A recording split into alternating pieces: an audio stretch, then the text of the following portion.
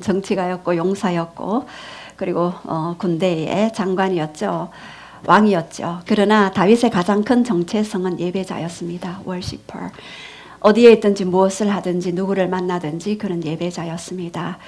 그 예배를 통하여서 그가 직업에 상관없이 무엇을 하든지 하나님만이 그의 왕이 되셨고 그의 삶을 이끌어 가셨습니다. 어떠한 환경도 어떠한 조건도 어떠한 상황도 그의 삶을 저지할 수 있는 어떠한 것도 없었습니다. 그래서 제가 가장 본받고 싶은 분은 예수님 다음에는 다윗이었습니다. 그래서 우리 날마다 다윗과 같이 예배하는 자, 우리 예배할 때 부어지는 하나님의 그 놀라운 임재와 영광, 그것이 각 일터와 그리고 가정과 가문에 풀어질 때 또 열방에 풀어질 때 우리는 강력한 하늘 문이 열리는 것들을 경험하게 되실 것입니다. 이제 8월이 되면은 우리가 또 인도네시아 땅에 가서 그곳에서 하늘 문을 열 텐데요. 예배로 그 하늘 문이 뚫립니다. 여러분 경관진들이 각 지역과 가문에 덮여 있습니다. 그 경관진을 뚫을 수 있는 것은요, 바로 예배입니다. 그 경배가 그 경관진을 뚫으며 여러분의 삶의 모든 문제를 종식할 가장 강력한 키가 바로 예배입니다. 그 예배자의 삶을 날마다 놓치지 않고 그분을 경배할 때 여러분은 놀라운 그런 다윗에게 부어주었던, 다윗이 왕이 되면서 가장 먼저 한 일들을 중에 한 가지는 바로 예배자들을 세우는 것이었습니다. 휘장이 없는 언약궤만 덩그러니 있는 그 앞에 288명의 노래하는 자, 4,000명의 문지기 4,000명의 악기 다루는 자를 세워서 온 땅이 여호와를 경외하며 경배하는 예배를 할 수 있도록 다윗에게 가장 큰 비전과 미션은 바로 예배였습니다. 그래서 우리의 삶에 그런 예배의 삶이 되기를 원합니다. 저는 예배가 너무 좋습니다. 그래서 주일이 너무 좋습니다. 주일이 기다려집니다. 여러분은 주일이 기다려지지 않습니까? 네. 예. 우리 친구들은 공부하지 않아서 또 기다려지는지 모르겠지만 저는 집단적인 갈망의 기름 부음, 집단적으로 하나님을 갈망할 때 그 공간에 하나님은 분명히 찾아오십니다. 그래서 하늘 문이 열리고 놀라운 임재로 그 삶을 이끌어 가시기 때문에 이 주일이 굉장히 중요합니다. 그래서 요즘에는 제가 이렇게 질문을 많이 받고 있습니다. 목사님, 시대가 많이 급변하고 있는데 우리는 어떻게 준비해야 할까요? 라고 그렇게 말씀합니다. 요즘 현금 없는 사회가 되어지고 있죠. AI 확산으로 2035년까지는 3억 개의 직업이 소멸되어집니다. 그래서 우리는 하나님의 음성을 듣고 하나님이 무엇을 원하시는지, 하나님이 어떠한 목적과 뜻과 계획을 가지고 계시는지 이 마지막 시대에 살아가면서 우리가 준비해야 될 것이 무엇인지를 좀 보기를 원합니다. 요즘 어디 가면은 제가 당황할 때가 많이 있습니다. 현금 없는 매장이 많이 있어요. 그죠? 뭐 스타벅스나 여러 햄버거 집에 이렇게 가면은 뭐가 없죠? 현금 없는 그러한 가게들이 많이 있습니다. 제가 또 얼마 전에 또 점심 식사를 하러 갔는데 메뉴판도 없어요. 코로나19 이후에 메뉴판에 병균이 오기 때문에 메뉴판 없다. 그래서 디지털 전자 메뉴판에 처음에 애먹었어요. 어떻게 하는 방법을 몰라서. 그런데 뚝뚝 누르고 또 뭐를 삽입하죠? 카드를 삽입합니다. 현금이 필요 없어요. 현금 받지도 않고 동전을 이렇게 거슬러 줄 수 있는 동전도 없다라고 그렇게 이야기합니다. 그래서 당황할 때가 너무나 많고 이제 하나님께서 이 시대를 계속해서 4차 산업 혁명을 통하여서 우리에게 현금 없는 사회를 실제적으로 보여주고 있는 것들을 봅니다. 자, 그렇으면 돈이 있어도 쓸 수 없는 사회가 지금 오고 있는데요. 스웨덴, 중국이 제일 빨리 가고 있습니다. 그리고 우리 한국 정부는 준비하고 있습니다. 현금 없는이 아니고 죄송합니다. 큰일 날 뻔했습니다. 헌금 없는이 아니라 현금 없는 그런 사회를 만들자. 그래서 기업체를 통해서 우리가 빨리 가도록 하자라는 그런 미션이 또 위에서 지령이 떨어지는데요. 그래서 온 세계 정부가 지금 바뀌어지고 있고요. 이제는 카드도 필요 없고요. 우리 젊은 친구들 보면은 스마트폰으로 우리 서울에서 온 우리 청년 한 명이 자기가 계산하겠다면서 스마트폰 갖다 대니까 계산이 다 돼버리는 이러한 시대가 오고 있습니다. 그래서 스웨덴 강도가 은행에 갔습니다. 돈을 가져갔을까요? 못 가져갔을까요? 은행에 현금이 없습니다. 그래서 괜히 허탕만 치고 감옥행. 예. 돈도 보지도 못하고 만져보지도 못하고 감옥으로 가는 그러한 기이한 도둑의 운명. 얼마나 그 도둑이 황당했겠습니까? 그 돈을 모아야 되는데 그 창고에 가서 목숨 걸고 자기 애가 감옥 갈 그 생각을 하고 그 안에 들어갔는데 현금이 없어요. 그래서 그냥 감옥으로 간 그런 사건들이 있었습니다. 그래서 도둑도 은행 가서 성공하지 못하는 그러한 시대에 살고 있습니다. 자, 그런데 중국에 보면은요, 노점상에 우리 보면은 뭐가 있지요? QR코드가 있죠. 리어카를 끌고 와서 장사하면서 이제는 모든 이 배추, 호박 이런 것들 사면서 QR코드로 찍어주세요. 나물 파는 아주머니. QR코드로 지금 현금을 받지 않고 지금 디지털 화폐를 받고 있습니다. 그 쓰럼돈도 아직 없다라고 그렇게 말씀하십니다. 그리고 거지도 어떻게 하나요? 구글할 때 현금 NO! QR코드 한번 찍어주세요. 그것이 저를 위한 길입니다. 라고 그렇게 이야기하죠. 중국은 이미 다 준비가 다 되어 있습니다. 중국의 최고 책임자는 맨 꼭대기 중앙은행에서 이제 디지털 화폐만 발행하게 되면 다 연결된다. 그래서 CDBC만 나오면 된다라고 그렇게 이야기합니다. 그래서 요즘에는 구글에서 여러분의 그 모든 정보들이 다 노출돼요. 맨날 몇 시에 어느 나라 갔어. 또 어떻게 산책했고 그리고 그 저수지는 몇 번 돌고 이것을 구글에서 다 지금 보고 있습니다. 어떤 스타일의 옷을 좋아하고 어떤 스타일의 백을 좋아하고 이러한 것들을 다 파악하고 있습니다. 그래서 이제는 맞춤식 여러분에게도 생각할 필요도 없어요. 선택할 수 있는 그런 것도 없어요. 그냥 다 알아서 해줄 수 있는 그런 AI 시대가 왔습니다. 자, 그런데 일본 소베에서는요, 세금을 올리면서 디지털로 거래하면은 세금을 삭감해 주겠다. 세금을 받지 않겠다. 어떻게 하시겠습니까? 우리 사업가 CEO. 어떻게 하시겠습니까? 당연히 디지털로 내겠다 하겠죠. 화폐로 전환하겠다 하겠죠. 이렇게 이제 현대는 디지털화되어지고 있고 디지털 화폐로 전환되고 있는 현금이 있어도 쓸 수 없는 그런 사회로 가고 있습니다. 어떤 일본인 댄서는요, 자기 가슴에 QR코드를 찍어 놓고 그분이 한번 춤을 추면은 사람들이 와서 QR코드 찍어주면 그것이 이제 그분에게는 가장 큰 팁인 것이죠. 요즘에는 그 헌금을 줬잖아요. 그 현금을 줬잖아요. 그런데 이제 QR코드로 찍는 그런 시대가 오게 되었습니다.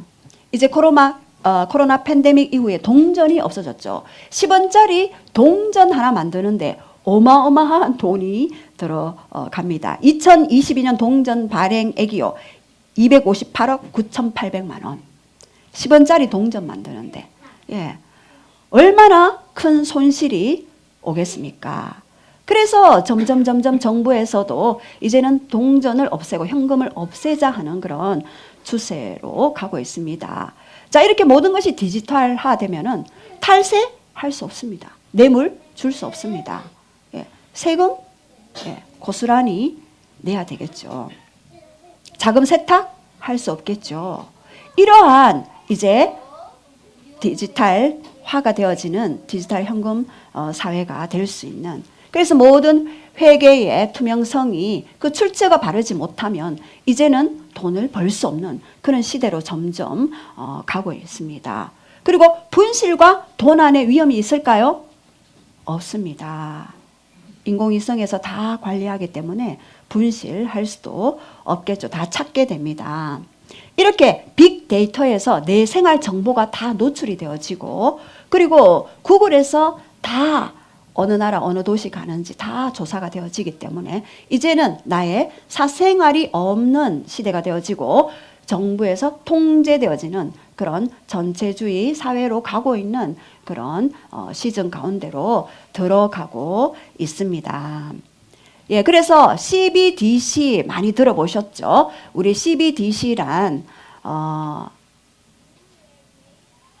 어떻습니까? 예, Central Bank Digital Currency라는 것인데요. 중앙은행에서 발행하는 디지털 화폐죠. 그래서 이 CBDC의 종류들이 거기 나와 있습니다. 여러분 암호화폐 많이 들어보셨죠? 비트코인, 이더리움, 그리고 리플, 그리고 가상화폐도 들어보셨죠? 네이버페이, 카카오페이, 그리고 티머니, 삼성페이 이런 것들이 있습니다. 전자화폐는 게임머니, 싸이월드, 도토리 이런 부분들이 있죠. 그리고 CBDC는 디지털 달러, 디지털 위안, 그리고 각국 중앙은행 디지털 화폐가 바로 CBDC입니다. 그래서 우리나라 자체에서도 이제 디지털 화폐 만들자라는 그러한 운동들이 일어나고 있습니다. 바이든 미국 대통령도요, 중앙은행에서 디지털 화폐를 만들라고 또 준비하라고 또 이렇게 지령을 내렸습니다. 미국이 시행하면 다른 나라들은 어떻게 됩니까? 다 따라가게 되어지겠죠. 자, 이렇게 준비 다 해놓고 지금 언제 할지 기다리고 있는 그런 디지털 화폐 시대로 가고 있습니다. 또 중앙은행 국가에서 하는 것이니 모두가 안정적이라고 일반인들은 그렇게 생각할 것입니다. 그러나 트럼프 전 대통령은 뉴햄프셔 주에서 자기는 CBDC 하지 않겠다라고 그렇게 이야기했습니다. 자기는 현금을 사용하겠다. 현금을 사용하도록 그렇게 하겠다라고 그렇게 자신의 그런 의지를 확고히 이야기했습니다. 왜요? CBDC 사회가 되면은 자유가 침해당하는 거기 때문에, 성경적으로 위배되기 때문에 자기는 하지 않을 것을 그렇게 대통령 선거 유세에서 그렇게 이야기했습니다. 이제는 국민 사생활을 통제하게 되고, 그리고 국가가 국민의 돈을 이제 통제하게 되고 전체주의가 되니까 트럼프 대통령은 자신은 반대한다라고 그렇게 이야기하는 것을 들었습니다. 월드 경제 포럼에서도요, 이제 현금과 그런 화폐는 사라진다라고 이야기하고 있고요. 전 세계의 국제의 그런 흐름이 지금 그런 흐름으로 가고 있습니다. 처음에 현금 카드는 1950년 유대인이 만들었죠. 이제는 모바일로 갔다가 캐시로, 그리고 캐시를 스마트폰에 심어서 이제 스마트폰으로 결제하게 되고, CBDC 디지털 아이디를 지금 머리에 심는 그런 시대가 오고 있습니다. 그래서 월드 경제 포럼에서는요, 상당수가 우리 몸에 내장될 것이다 라고 그렇게 이야기합니다. 이제 세계 정부가 디지털 화폐를 만들어서 사람들을 통제하는 그런 시대에 오게 될 거죠. 그래서 마이크로소프트사에서도 국제 특허 번호를 냈는데요. 그 번호가 0606이라는 번호를 아주 아이러니하게 0606 계시록 13장 18절에 나오는 그러한 이야기죠. ID 2020이라는 것을 내었습니다. 일론 머스크도 머리에 이제 동전만한 크기의 칩을 삽입하겠다, 기기를 넣어서 하는 그러한 것들을 개발하고 있습니다. 피부를 절개해서 내신경과 연결해서 이제는 뇌에서 뇌로 서로 교통할 수 있는. 그래서 제가 사단은 이 짝퉁이다. 모조품이잖아요. 가짜잖아. 사단은 하나님의 것을 어떻게 하나요? 도적질 하잖아요. 하나님의 것을 도적질하기 때문에 짝퉁이다. 본래 뇌가 뇌로 생각과 생각으로 대화하는 장소가 어디였을까요? 바로 에덴이었죠. 에덴에서는 육이 눈이 어두워 있고 영의 눈이 밝았기 때문에 생각으로 통해요. 제가 예전에 꿈을 꿨을 때 여기가 천국이다 라고 얘기했을 때 직감하고 바로 알았을 때 거기에서는 그냥 예수님과도 그냥 사람과도 이야기하지 않고 그냥 눈과 눈으로 대화하고 우리 아버지 여기 계시네요 이렇게 얘기하고 눈과 눈으로 서로 교통하고 뇌와 뇌끼리 서로 교통하는 이것을 이제 짝퉁 사단이 모조품을 만들어서 뇌에 칩을 이식하는 그런 시대에 오고 있습니다. 그래서 뇌에 칩을 이식해서 내가 우울하다, 내가 슬프다 할 때 도파민 호르몬을 넣어서 행복하도록 만들어주는. 그래서 일주일에 2번 또는 3번 맞다가 나중에는 20번씩, 30번씩 맞게 되는 완전히 노예화되고 종화되어지는 그러한 시대에 있습니다. 이제 중국이 계속해서 스마트 안경을 또 개발하고 있죠. 자, 여기에서는요, 1만 명의 얼굴을 동시에 인식할 수 있는 그런 감시 체계로 가는 그러한 안경을 끼고 있습니다. 이름도 텐왕이에요. 텐왕, 하늘의 그물이라는. 그래서 이 스마트 안경을 딱 쓰면은요, 바로 1만 명의 얼굴이 동시에 쫙 노출되기 때문에, 알기 때문에 범죄자들을 다 찾아내겠죠. 예. 그래서 돈 떼먹고 어디 갈 수가 없어요. 예. 사기꾼 잡아내고요. 범죄자 다 잡아낼 수 있는 그런 스마트 안경이 개발되고 있습니다. 그래서 이 디지털 세계에서 가장 잘 통제되는 곳이 바로 중국이죠. 그래서 디지털 아이디를 받게 되면은요. 오른손이나 이마에 또 표를 받게 될 것이죠. 나이지리아 정부는 이미 이것을 받아들였습니다. 이제 모든 이들의 경제 활동 제약을 줄이고자 이제 금융으로 다가오고 있는 것이죠. 자, 그렇다면 여러분이 우리가 666 표에 대해서 어떻게 우리가 인지하고 거기에 대해서 대비해야 할 것인가를 아셔야 되겠죠. 자, 그렇다면 짐승의 수 666에 대한 여러 가지 견해들이 있습니다. 예, 첫 번째는요, 네로다. 짐승의 수 666은 네로다라고 보는 견해가 있습니다. 네로의 환생설을 보면서 이 네로의 이름 글자에 보면은요, 히브리어는 우리는 기역, 니은, 디귿하고 1, 2, 3, 4 숫자와 자음음이 따로 되어 있지만 히브리어에는 이 글자 히브리어 자체에 숫자가 심겨져 있어요. 그죠? 그래 알렙은 1, 베타는 2 이런 식으로. 그래서 네로의 이름을 보면 666으로 나와 있습니다. 그래서 이제 라틴어로 보면은 666이고 616으로 나와 있어요. 그래서 이 666은 바로 네로다라는 그런 주장을 하시는 분이 있어요. 또 어떤 분은 영적으로 봐야 한다. 그래서 완전수 7에 하나 모자라는 6, 이것은 바로 인간의 숫자 그리고 사단의 숫자다. 666이다. 그래서 실패만 거듭하는 그런 사단의 사주로 받는 그런 짐승의 세력이 바로 이 666이다. 그래서 사단의 삼위일체다. 그것이 666이다라고 영적으로 해석하는 견해가 있습니다. 또 세 번째는 문자적으로 보는 견해가 있죠. 마지막 대환란의 시기에 적 그리스도가 나타났을 때 하나님의 종들은요. 무엇을 받을까요? 인을 받죠. 천사들이 인을 친다고 되어 있어요. 계시록 7장과 13장에 보면 천사들이 와서 인을 치는데 그것을 짝퉁으로 이제 우리는 666 인을 쳐준다. 그래서 대환란의 시기에 사단은 사단의 사람들을 보호할 것이다 라고 그렇게 이야기합니다. 짐승의 진노로부터 내가 보호할 것이다. 그렇게 이야기하고 있죠.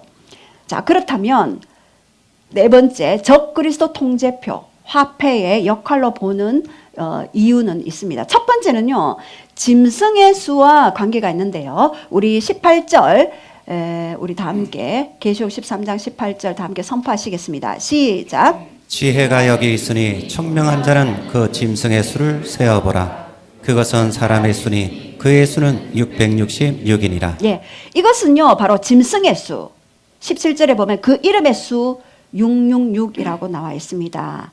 바로 대환란에 나타날 적 그리스도로 상징되는 짐승의 이름이나 그 이름의 수와 관련된 숫자가 바로 666이다라고 그렇게 말씀합니다. 자, 그렇다면 두 번째 적 그리스도가 통치할 경제 화폐이기 때문인데요. 우리 16절, 17절, 18절 다 함께 다시 한번 선포하시겠습니다. 시작. 그가 모든 자 곧 작은 자나 큰 자나 부자나 가난한 자나 자유인이나 종들에게 그 오른손에나 이마에 표를 받게 하고 누구든지 이 표를 가진 자 외에는 매매를 못하게 하니 이 표는 곧 짐승의 이름이나 그 이름의 수라. 지혜가 여기 있으니 총명한 자는 그 짐승의 수를 세어보라. 그것은 사람의 수니 그의 수는 666이니라. 예, 여기에서 모든 자, 곧 작은 자, 큰 자, 부자, 가난한 자, 자유인 종들에게 오른손이나 이마에 표를 받게 하고 이들은 표를 받는데 이것은 뭐와 관계 있나요? 매매와 관계 있다. 그런데 이 표는 곧 짐승의 이름이나 그 이름의 수다라고 그렇게 되어 있습니다. 그래서 666표를 가진 자 외에는 매매를 할 수 없다라고 그렇게 이야기합니다. 그래서 이 짐승의 표가 마지막 시대의 대환란의 때에 경제 화폐로서 그 역할을 할 것이다라고 그렇게 말씀하시죠. 그래서 어떤 상징이나 영적인 것이 아니라 실제적인 것으로 우리가 봐야 할 필요가 있다라는 그런 말씀을 합니다. 자, 그렇다면 666은 경제 화폐인데요. 짐승의 수 666은 대환란의 때에 적 그리스도가 그의 정부를 통치할 수단인 경제화폐로 보는데요. 우리가 지금부터 과민한 반응을 보이기보다는 이제 적 그리스도가 나타나고 그리고 대환란이 시작되고 그리고 그 대환란에 대비해서 우리의 믿음의 준비를 어떻게 해야 할 것인가, 그것이 굉장히 중요하죠. 그런데 이 대환란의 시기, 적 그리스도가 나타나는 시기에 전제 조건이 있는데요. 바로 첫 번째 시기에 대해서 시작.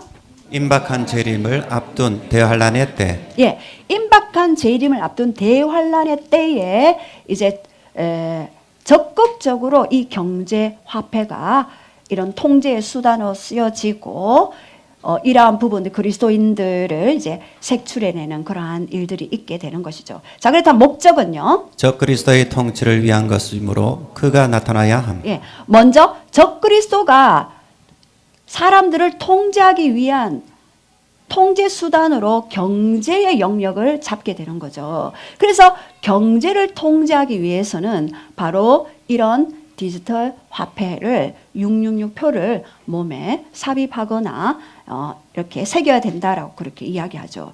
자, 그렇다면 그 동기는 뭘까요? 믿음과 관련시킨 사건이 나와야 함. 예, 믿음과 관련시킨 사건이 이제 나와야 하는데요.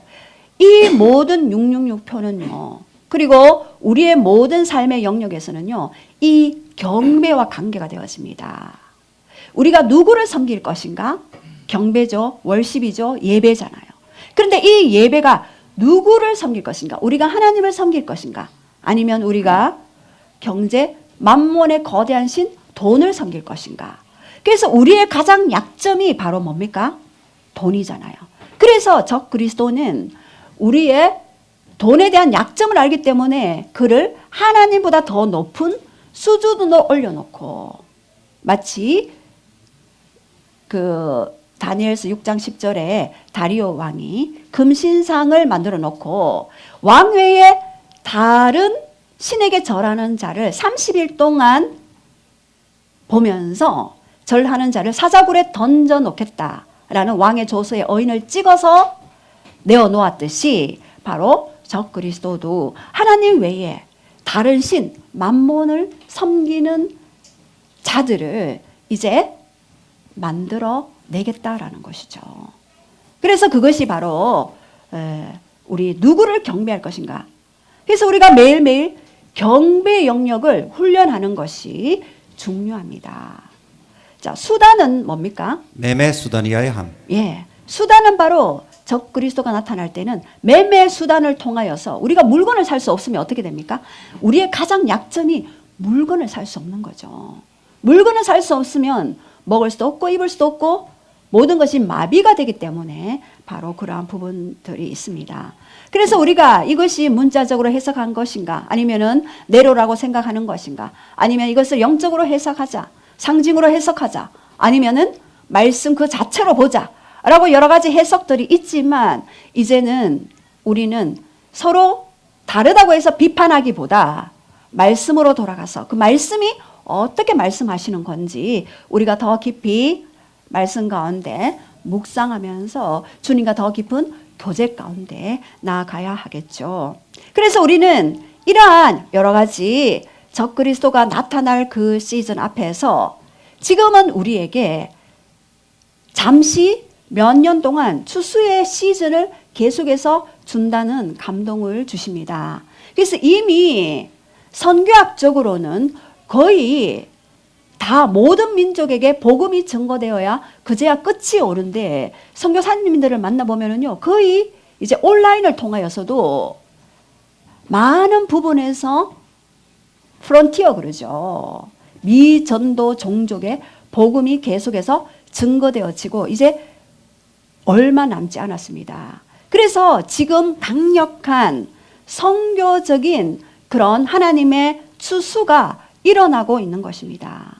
여러분 주위에서도 그리고 이 지역에서도 하나님께서 강력한 초대교회에 부어졌던 성령의 그런 사도행정적인 역사가 오늘 이 시대에도 일어나게 될 것이고 그리고 추수를 하나님이 행하게 하시고 그래서 그 이후에 이제 적 그리스도가 나타나게 될 것입니다. 그래서 우리는 깨어서 준비해야 하겠죠. 그래서 이 짐승의 표는요 예배와 관련이 있습니다. 누구를 경배할 것인가? 계시록 7장에도 보면은요 큰 용이 나오는데 이제 첫 번째 그 짐승 바다에서 올라온 짐승이 있고요. 그리고 땅에서 두 번째 짐승, 땅에서 올라온 짐승이 있는데 이 땅에서 올라온 이 짐승이 첫 번째 바다에서 올라온 그 짐승을 경배하도록. 첫 번째 짐승은 정치적인 영역, 두 번째 짐승은요 경제적인 영역이에요. 그래서 서로 경배하고 경배받도록 하나님을 경배하는 자들을 끌어내리는 그러한 일들이 있게 됩니다. 자, 그렇다면 우리는 어떻게 해야 할까요? 어떻게 해야지만이 이 시즌들을 통과하고 그리고 어떤 마인드로 우리가 준비해야 할 것인가? 예. 우리 신부의 영성을 개발하라. 우리 아가서 4장 12절 우리 한번 보겠습니다. 시작. 내 누이 내 신부는 장근 동산이요 덮은 우물이요 봉한 샘이로구나. 예, 여기에서 내 누이 내 신부는 잠근 동산이요 덮은 우물이요 봉한 샘이로구나. 누가 누구에게 고백했습니까? 솔로몬 왕이 술람미 여인에게 고백했습니다. 솔로몬 왕은 누구를 대표합니까? 바로 예수님을 예표하죠. 누이는 누구를 예표하죠? 신부를 예표하죠. 신부는 누굽니까? 곧 바로 나이죠. 예. 그래서 여기서 잠근 덮은이라는 단어는요 나알이라는 히브리어 단어인데요 문을 잠그다 빗장으로 조이다라는 의미가 있습니다. 여러분 잠근 동산 덮은 우물은 마치 에덴 동산이 우리 안에 지성소로 와 있는 것과 같은 그러한 것들을 저는 많이 경험했습니다. 에덴 동산에서 아담과 하와가 타락한 후로 내어 쫓기고 난 이후에 에덴 동산을 누가 지켰죠? 그룹들과 두루 도는 불칼로 에덴 동산의 생명의 길을 생명나무의 길을 지켰다라고 창세기 3장 24절에 나와 있습니다. 생명나무의 길 왜 지킬까요? 죄를 지은 몸으로 생명나무 열매를 따먹으면 어떻게 될까요? 영원히 살지 않습니까? 그래서 그 죄의 몸으로 영원히 산다는 것은 영원히 거룩하신 하나님과 만날 수 없기에 하나님은 생명나무의 길을 지키는 두루 도는 불칼을 주셨어요. 그리고 그룹들로 지키게 하셨어요. 누구만이 열 수 있습니까? 바로 하나님만이 그 문을 열 수 있습니다. 언제요?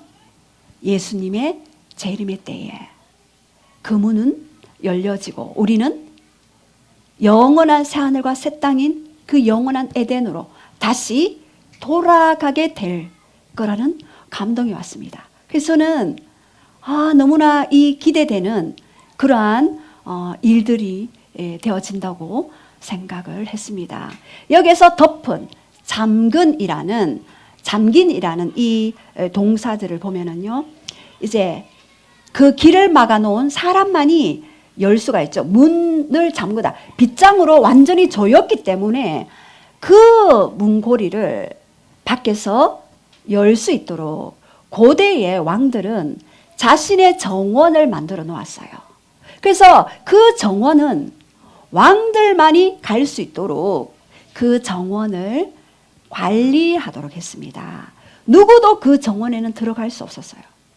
그래서 우리 마음의 정원에도 왕 대신 예수 그리스도 그분만이 우리의 마음의 문을 열어 드리도록 우리가 내어줄 수 있는 그러한 신부의 영성, 그 부르심을 가진 자만이 어떤 환난 앞에, 어떤 세상의 요동침 앞에서도 우리는 결코 요동치지 않는 에덴을 경험하게 될 것입니다. 그래서 예수 그리스도가 바로 우리 마음의 열쇠가 되어야 하는 것입니다. 예수님만이. 저도 지금 어느 부분에서는 내려놓아야 하는 부분들을 보았습니다. 저는 이번에 어머니를 통해서 하나님의 온전하신 뜻이 무엇인지 알지만 저는 더 어머니에게 효도하고 싶은 마음, 더 어머니와 함께 이 땅에서 더 지내고 싶은 그러한 혼적인 그런 감정들이 있었습니다. 제가 이번에 그것을 발견하게 되었어요. 그래서 몇 번이나 예수님이 저에게 말씀하셨어요. 이제는 때가 되었다. 그러나 하나님 안 됩니다. 그때 어머니의 그 모든 생명들이 계속 기도하면 다시 연장되어지고 기도하면 연장되어지는 것들을 몇 번 경험했습니다. 그것을 통해서 예수님이 내 마음의 100% 전부를 차지해야 하는데 내 마음 한켠에 아직 어머니에 대한 마음이 있구나라는 것을 발견하게 되었고 그리고 회개하게 되었습니다. 바로 예수 그리스도만이 나의 마음에 열쇠가 되어주셔서 내 마음을 열 수 있도록 왕만이 내 마음의 우물을 차지하실 수 있도록 열 수 있도록 내가 그분께만 드려질 수 있도록 나의 마음의 우물을 잠그고 덮어야겠다. 사도 바울이 그랬던 것처럼 사도 바울이 예수 그리스도 외에는 모든 것을 배설물로 여겼듯이 저도 그렇게 되기를 원합니다. 예수 그리스도 외에 모든 것이 배설물로 여겨지는 그러한 자가 되어지기를 원합니다. 저는 좀 되었다. 이 정도면 되겠지라고 생각했는데 그게 아니었습니다. 그래서 어머니에 대한 마음을 이제는 하나님께 더 드리면서 제가 또 한 가지 경험했는 것은 하나님은 우리의 동의 없이는 일하시지 않는다. 우리가 하나님 앞에 예스 할 때까지 기다려주시는 하나님을 발견했습니다. 얼마나 인격적이신지 성령님은요. 살과 뼈는 없지만 감정과 인격을 가지고 계시는구나. 우리가 죄를 지을 때 슬퍼하시고 성령님이 우리가 아플 때 함께 아파하시는 그리고 우리가 불순종할 때 멈춰 서셔서 기다려주시는 분이 바로 성령님이시구나를 알게 되었습니다. 그래서 이제 우리는 잠근 동산이 되어서 덮인 우물이 되어서 우리의 마음을 하나님께만, 예수님께만 그렇게 올려드리는 자 되기를 원합니다. 그리고 여기 봉한샘이 나오죠. 이 봉함 셈은, 이 봉한이라는 뜻은요, 히브리어로 하탐이라는 그런 의미가 있습니다. 밀폐하다, 밀봉하다, 봉인하다. 여러분, 산소가 들어가면 음식물이 어떻게 됩니까? 부패하죠. 썩죠. 그래서 오래 간직하기 위해서 어떻게 하죠? 밀봉하죠. 쫙 해가 공기 쫙 빼서 산소가 못 들어가도록. 그래서 세상에 어떤 이물질도 들어오지 못하도록 우리의 마음을 탁 밀봉하는.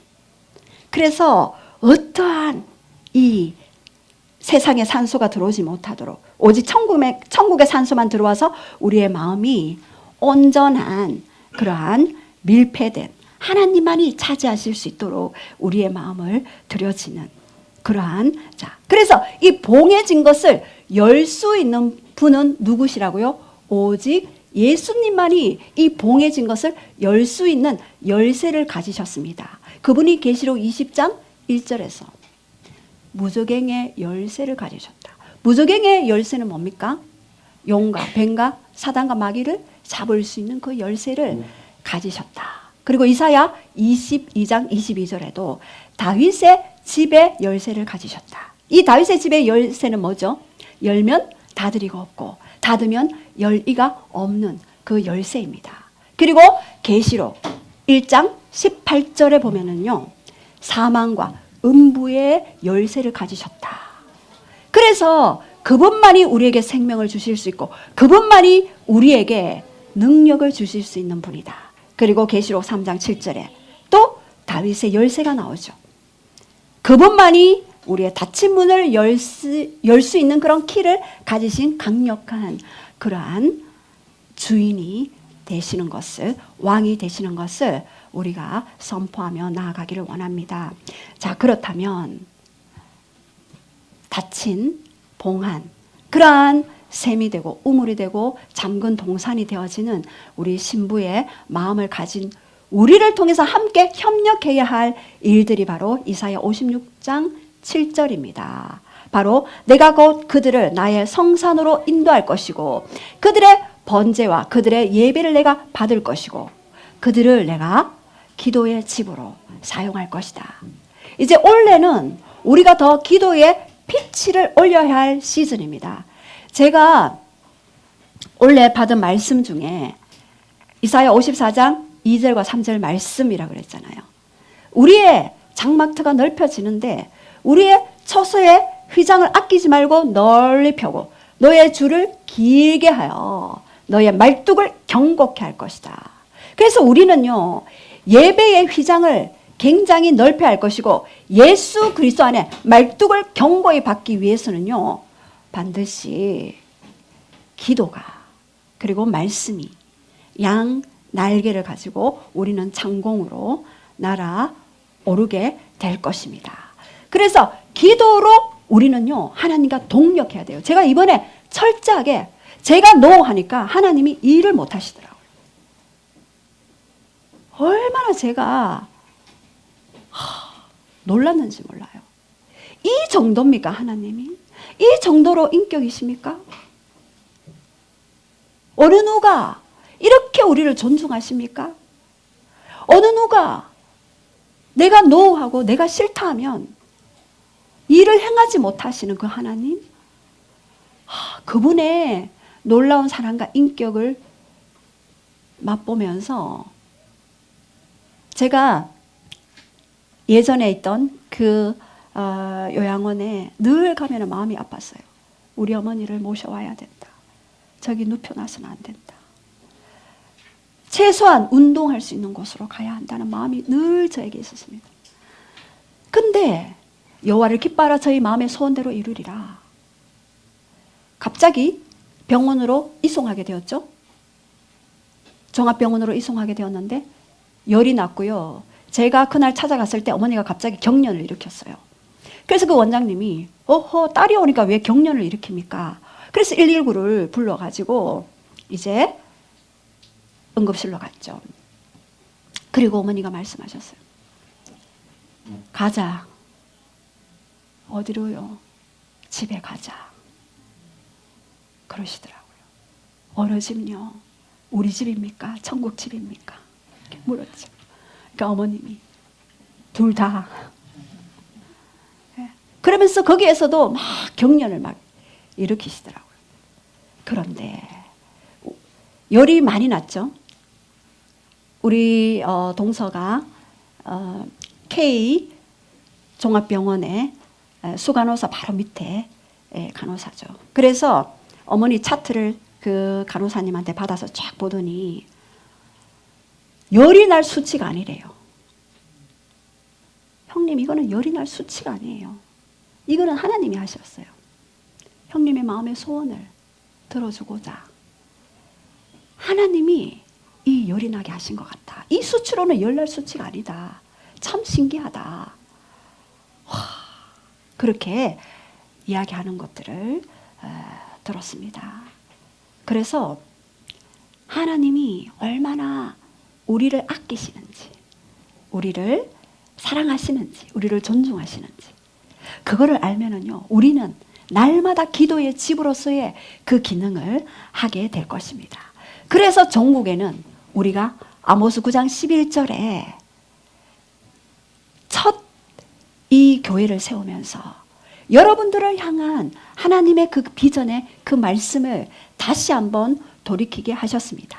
그날에 내가 다윗의 무너진 장막을 일으킬 것이다. 그 틈을 막을 것이다. 그 허물어진 옛것을 내가 다시 세울 것이다. 허물어진 옛것 뭡니까?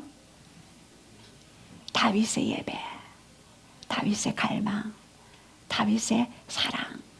그것을 내가 다시 세우고 싶다. 그렇게 해야지만이 에돔의 남은 족속, 누굽니까? 에돔은 에서의 후손들이죠.